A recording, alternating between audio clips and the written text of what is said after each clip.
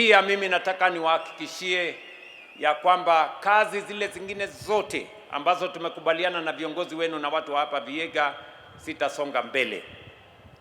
Na mimi nataka niwahakikishie kazi ambayo mimi niko nayo kama kiongozi wa taifa letu la Kenya ni kazi ama nafasi mbili niko nayo.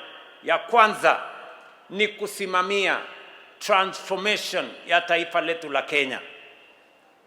Kuna mjadala mkubwa hapa Kenya ya mambo ya maendeleo katika taifa letu la Kenya. And it is a good conversation that we are having as a nation. We are having a conversation about transformation. Has it happened or has it not happened? That is the conversation we are having. Beautiful conversation.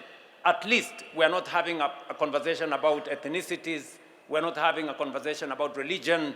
We are not having a conversation about other things. We are having a conversation about the transformation of our nation. And I want to say this on this Labor Day. Kuna mahali katika Biblia pale kwa Marko 10 na mstari wa 46 ikienda mbele. Kuna mtu anaitwa Bartimaeus. Bartimaeus alikuwa mtu kipofu, akaponywa. Alafu kukatokea mjadala mkubwa. Huyu mtu alikuwa kipofu kweli? Yule mwenye kumponya sijui ni wa kutoka wapi? Sijui nini? Kukatokea mjadala mkubwa.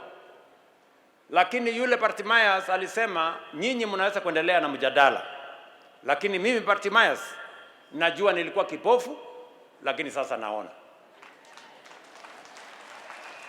Na ndio mimi nataka niseme nikiwa hapa Vihiga, tunaweza kuwa na ripoti nyingi, tunaweza kuwa na headline nyingi, tunaweza kuwa na mjadala mkubwa mitandaoni na sehemu zingine, lakini bei ya mbolea ilikuwa 6,000, sasa ni 2,500.